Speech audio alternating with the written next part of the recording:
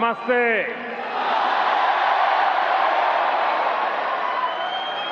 की ओरा New Zealand.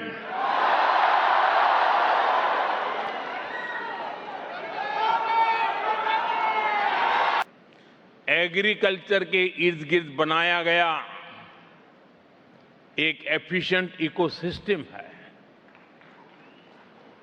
Traceability हो, food safety हो, कंप्लायंस सिस्टम हो, ये बहुत बड़ी प्रेरणा है। ये भारत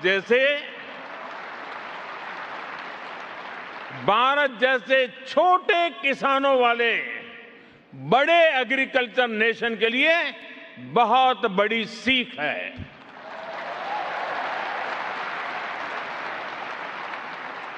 न्यूजीलैंड ने जेस्परी मॉडल से दिखाया है कि छोटे किसान भी बाजार के एक बड़े ब्रांड बन सकते हैं।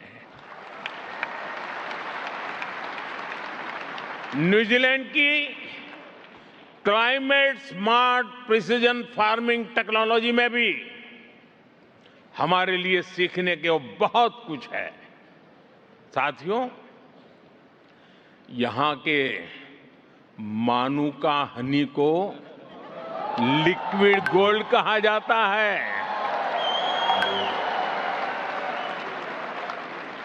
जैसे यहां हनी ट्रेडिशन और टेस्ट के अलावा हेल्थ एंड वेलनेस से जुड़ा है, वैसे ही भारत के आयुर्वेद में भी हनी का बहुत बड़ा महत्व है।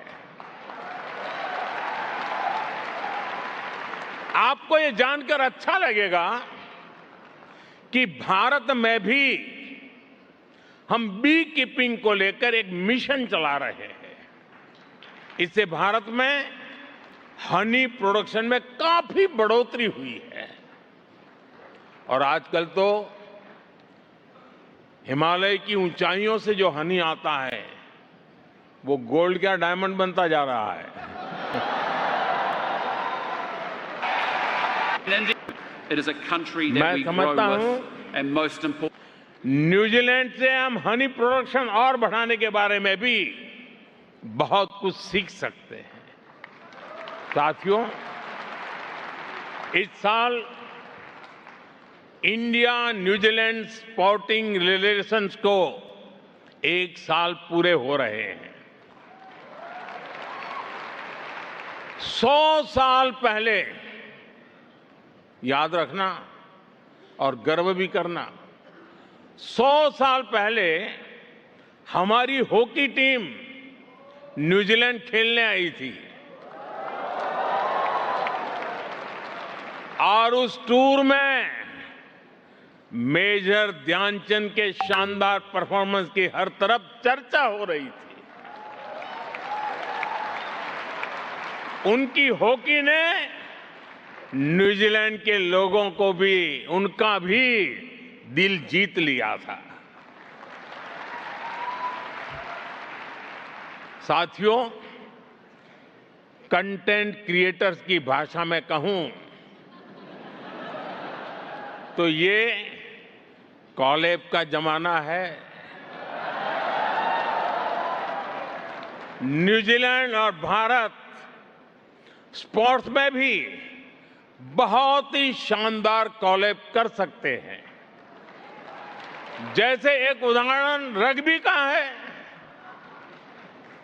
मुझे अभी भी बताया गया है कि कुछ देर पहले ही ऑल ब्लैक्स ने रग्बी के मैच में शानदार जीत दर्ज की है।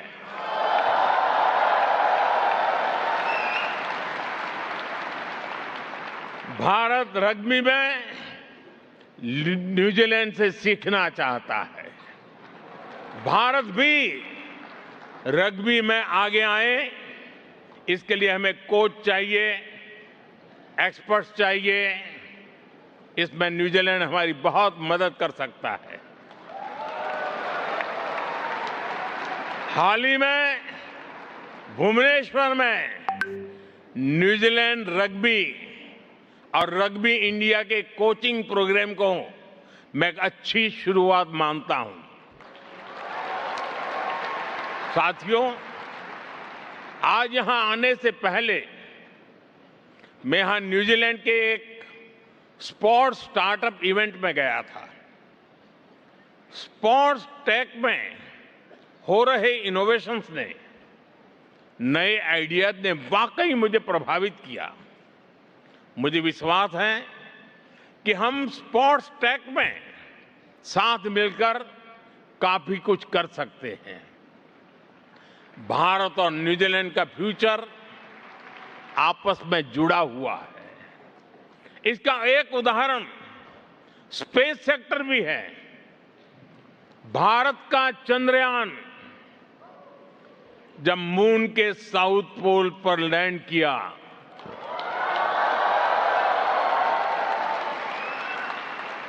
पूरा न्यूजीलैंड नाच रहा था उस दिन। और उस दिन हम सबको गर्व हुआ। अब आपको मैं गर्व की एक और बात बताता हूं। आपको गर्व दिलाने में, इस सक्सेस में न्यूजीलैंड की टेक्नोलॉजी का भी योगदान रहा है। न्यूजीलैंड की स्पेस कंपनी ने कई अवसरों पर हमारे साथ मिलकर काम किया है। हम इस सहयोग को और आगे ले जाने के लिए काम कर रहे हैं। साथियों, स्पेस सेक्टर ये बताने के लिए काफी है कि भारत और न्यूजीलैंड की इकोनॉमी एक दूसरे को कितना कुछ दे सकती हैं। यही हमारे ट्रेड एग्रीमेंट की भी स्पिरिट है। ये ट्रेड एग्रीमेंट विकसित भारत की तरफ हमारी यात्रा को गति देगा। भारत और न्यूजीलैंड दोनों के बिजनेस को नए अवसर देगा। साथियों, भारत और न्यूजीलैंड के बीच एक और बहुत बड़ी समानता है। ये समानता हमारे इंडिजिनस कल्चर की है। इंडिजिनस कल्चर को सेलिब्रेट करने, उसको संरक्षण देने की है।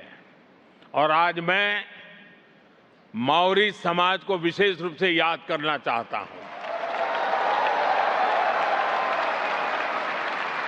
मैंने हाका को केवल एक परफॉर्मेंस के रूप में ही नहीं देखा। मैंने हाका में एक समाज की आत्मा देखी है। उसमें साहस है, आत्मसम्मान है, अपने पूर्वजों के प्रति श्रद्धा है और पूरे समुदाय की सामूहिक शक्ति का एक एहसास है। साथियों, माओरी संस्कृति में एक बहुत सुंदर शब्द है, मना कितांगा। मना कितांगा, इसका मतलब है सम्मान देना, अपनापन देना और पूरे मन से उसकी देखभाल करना। भारत में भी हम कहते हैं, अतिथि देवो भव।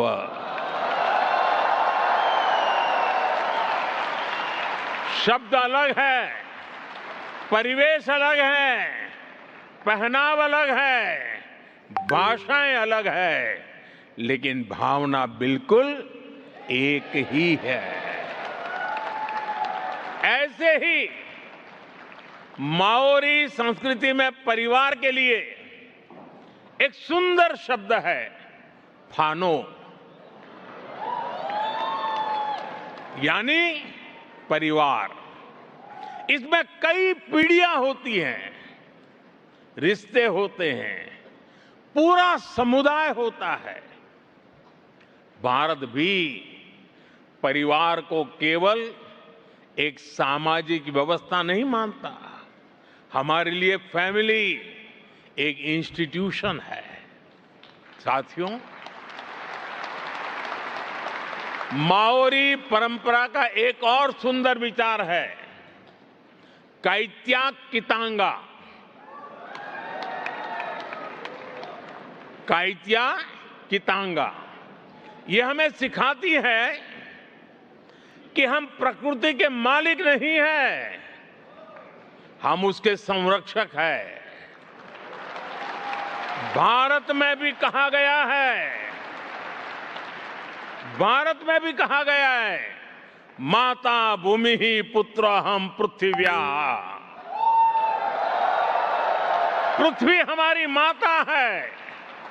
इसी सोच को आधार बनाते हुए हम भारत में धरती मां के संरक्षण के लिए एक पेड़ मां के नाम, प्राकृतिक खेती मिशन जैसे अनेकों अभियान चला रहे हैं। साथियों, मैं जानता हूं हजारों किलोमीटर दूर रहते हुए भी आपके दिल में के किसी न किसी कोने में दिन भर की प्रक्रिया में कहीं न कहीं हिंदुस्तान झलकता ही रहता है, हिंदुस्तान बसता ही है। सही है कि नहीं है?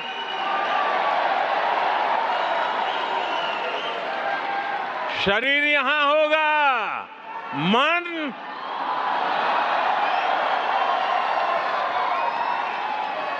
और इसलिए आप भारत की हर उपलब्धि पर भी नजर रखते हैं। और जब क्रिकेट स्टेडियम में बैठकर के देखते हैं तो बहुत सी चीजें देखने की छूट जाती हैं, लेकिन घर में टीवी पर बैठकर के जब देखते हैं तो हर बारीकी का पता चलता है। वैसा ही आपको भी भारत की हर बारीकी का पता चलता है।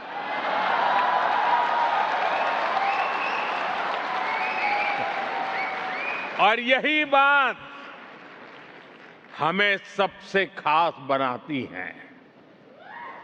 भारतीय देश से बाहर जिस देश में रहते हैं वहां उस देश की प्रगति में पूरी तरह मदद करते हैं और अपने देश की विकास की भी जानकारी रखते हैं। साथियों, हम जितना प्यार जन्मभूमि को करते हैं उतना ही समर्पण कर्मभूमि को भी करते हैं।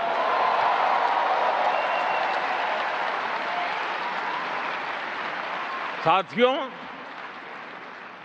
वैश्विक चुनौतियों के बीच आज भारत जिस तेजी से विकास कर रहा है वो अभूतपूर्व है। मैं आपके सामने देश की उपलब्धियों का, भारत के सामर्थ्य का एक गुलदस्ता प्रस्तुत करूंगा।